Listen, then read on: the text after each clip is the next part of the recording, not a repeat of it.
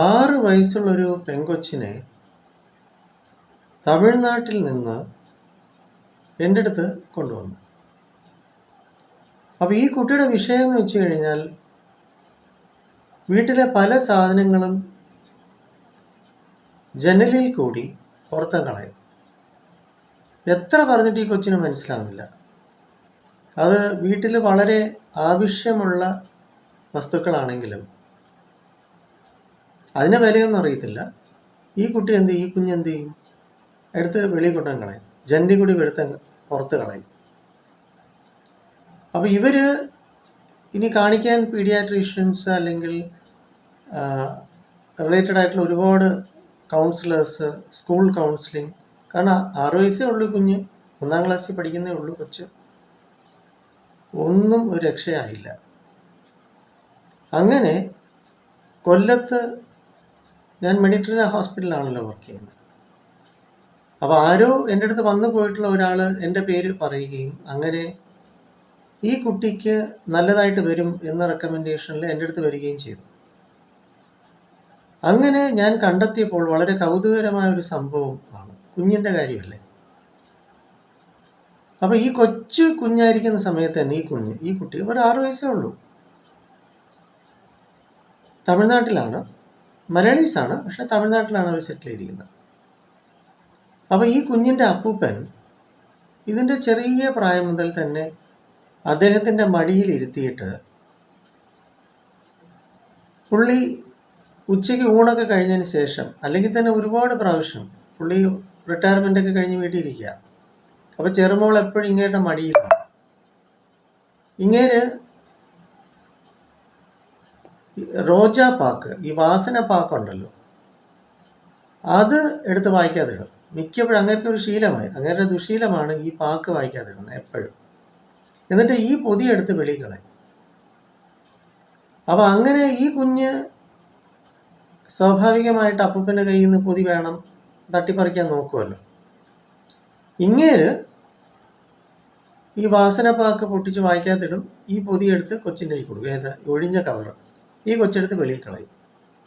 ഇതായിരുന്നു ഈ കുഞ്ഞിൻ്റെ മനസ്സിൽ ശരിക്കും 2 വയസ്സ് മുതൽ പതിഞ്ഞു കിടന്നത്. നിങ്ങൾക്ക് വിശ്വസിക്കാമോ?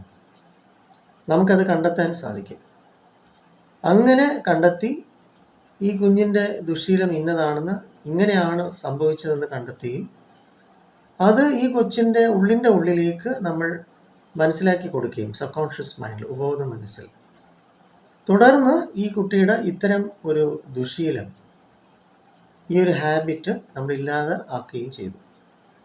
ഇക്കാര്യം ഞാൻ ഈ കുട്ടിയുടെ അച്ഛനോടും അമ്മയോടും പറയുമ്പോൾ, ശരിയാണല്ലോ സാറേ, അന്ന് ഞങ്ങൾ ശ്രദ്ധിച്ചില്ല, ഞങ്ങൾക്ക് ഇതിനെക്കുറിച്ച് അറിയില്ലല്ലോ, ഇതിനകത്തൊരു കാര്യമില്ലല്ലോ. അപ്പോൾ പിന്നെ മടിയിലിരിക്കുന്ന അങ്ങേര് വാസനപ്പാക്ക് ഇപ്പോഴും ശീലിക്കുന്നു. അങ്ങേര് ഇപ്പോഴും ജീവിച്ചിരിപ്പുണ്ട്. കൊച്ചിന് ഒരു 6 വയസ്സല്ലേ ആയുള്ളൂ. അപ്പോൾ ഓരോ ശീലങ്ങൾ കുട്ടികൾ എപ്പോഴും അനുകരിച്ചാണ് പഠിക്കുന്നത്, മനസ്സിലാക്കുക. ആ കുഞ്ഞിനെ കുറ്റം പറഞ്ഞിട്ട് കാര്യമുണ്ടോ? അതിനെ വല്ലതും അറിയാമോ?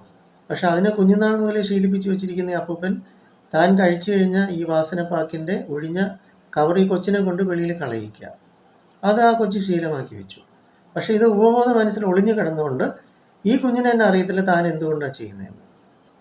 അപ്പോൾ അത് ബാഹ്യമായിട്ട് ഒരു കൗൺസിലിംഗ് അല്ലെങ്കിൽ ഉപദേശം കൊണ്ടൊന്നും മാറത്തില്ല. അതിൻ്റേതായ ചില സിസ്റ്റംസ് ഉണ്ട്. അതുകൊണ്ട് സൈക്കോളജി എന്ന് പറയുന്ന വെറുതെ ഉപദേശമൊന്നുമല്ല. കൗൺസിലിംഗ് എന്ന് പറയുന്ന ആരെങ്കിലും കേൾക്കാനുണ്ട്, നല്ലതാണ്. അതിൻ്റെ ഒരു പോസിറ്റീവ് സൈഡുണ്ട്, ഇല്ലെന്ന് ഞാൻ പറയുന്നില്ല. പക്ഷെ അതുകൊണ്ട് മാത്രം കേസസിന് പ്രതിവിധി ആവത്തില്ല. തീർച്ചയായിട്ടും മെഡിറ്ററേനിയൻ ഹോസ്പിറ്റലിൽ ഞാൻ സൈക്കോളജിസ്റ്റാണ്. 22 വർഷം മേളിലായി എൻ്റെ എക്സ്പീരിയൻസ്. ഇത് 23rd ഇയറാണ്. ഞാൻ നേരത്തെ ഉപാസന ഹോസ്പിറ്റലിലും കൊല്ലത്ത് പല ഹോസ്പിറ്റലിൽ ഞാൻ വർക്ക് ചെയ്തിട്ടുണ്ട്.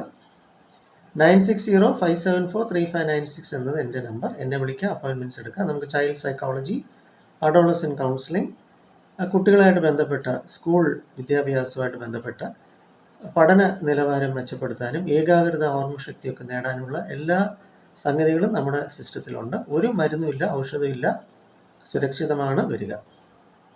നമുക്ക് സ്വന്തമായിട്ട് മുഖത്തലയിൽ NP സ്കൂൾ ഓഫ് തോട്ട്സ് ഉണ്ട്.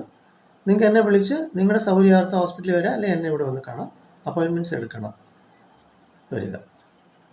കുഞ്ഞിനെ കുറ്റം പറയരുത്. ഒരു കുഞ്ഞിനെയും താൻ ചെയ്യുന്ന കാര്യത്തിന് കുറ്റപ്പെടുത്തുകയോ അല്ലെങ്കിൽ അടിക്കുകയോ വിമർശിക്കുകയോ കളിയാക്കുകയോ വഴക്കു പറയുകയോ ചെയ്യരുത്. വെറുതെ ഒരു കുഞ്ഞ് അങ്ങനെ ചെയ്യില്ല. കാരണമില്ലാതെ ഒരു കുഞ്ഞും ഒരിക്കലും ഒരു കാര്യവും ചെയ്യില്ല. അനുകരണമാണ് എപ്പോഴും കുഞ്ഞുങ്ങൾ. അതുകൊണ്ട് മുതിർന്നവർ ശ്രദ്ധിക്കണം, എന്താണ് കുഞ്ഞിനോട് പറയുന്നത്, കുഞ്ഞിൻ്റെ മുന്നിൽ എന്താണ് ചെയ്യുന്നതൊക്കെ ശ്രദ്ധിക്കണം കേട്ടോ.